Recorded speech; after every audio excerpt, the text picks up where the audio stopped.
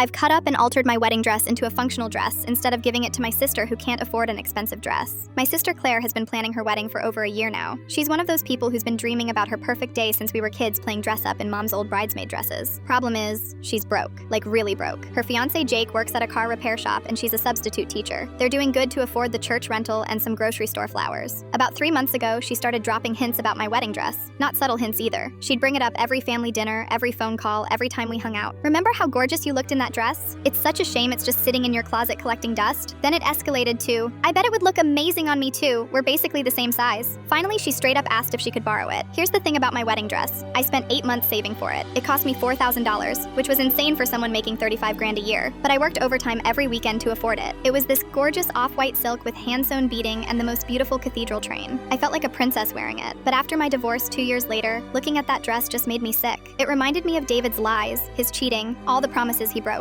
I couldn't bring myself to get rid of it though. Too much money, too many memories, even if they were bad ones. When Claire asked to borrow it, my first instinct was to say yes. She's my baby sister. She's struggled financially her whole adult life, and I wanted her to feel beautiful on her wedding day. But then she said something that completely changed my mind. I'll be extra careful with it, I promise. And when I have kids someday, maybe my daughter can wear it too. It could become like a family tradition. A family tradition. She was already planning to pass down my dress to her future children like it belonged to her, like she had some claim to it just because we share DNA. I told her I needed to think about it. That night I pulled the dress out of my closet for the first time in months. I held it up against myself in the mirror and felt absolutely nothing. No sadness, no anger, no nostalgia, just emptiness. That's when I realized what I was going to do. I spent the entire next weekend cutting that dress apart. I removed all the beading first, carefully saving each tiny pearl and crystal in a small container. Then I shortened the skirt to knee length, removed the sleeves completely, and took in the bodice to make it more fitted. I even dyed it a deep navy blue to completely change the look. When I was done, I had this absolutely stunning cocktail dress that I could actually wear places. Real places, not just to church on special occasions or fancy restaurants I can't afford. I wore it to my friend's birthday party the following weekend and got more compliments than I'd gotten in years. Claire called me yesterday asking when she could come try on the dress. I told her to come over that evening. When she knocked on my door, she had this huge smile on her face and was practically bouncing with excitement. I answered the door wearing the altered dress. Her face went through about 5 different emotions in the span of 10 seconds. Confusion, recognition, shock, anger, and finally hurt. Is that my wedding dress? She asked. No, I said. It's my cocktail dress now. She completely lost it. Started screaming about how selfish I was, how I knew she couldn't afford a nice dress, how I was ruining her wedding out of spite. She called me petty and vindictive and accused me of being jealous that she was getting married while I was divorced. I stayed calm and explained that it was my dress, bought with my money, from my failed marriage. I never promised to give it to her, and she never asked if she could have it permanently. She just assumed she was entitled to it. You could have just said no instead of destroying it, she yelled. But here's the thing, I didn't destroy it. I saved it. That dress was rotting in my closet, representing the worst period of my life. Now it's something beautiful that I can actually use. Something that makes me feel good about myself instead of making me want to cry. Claire stormed out and hasn't spoken to me since.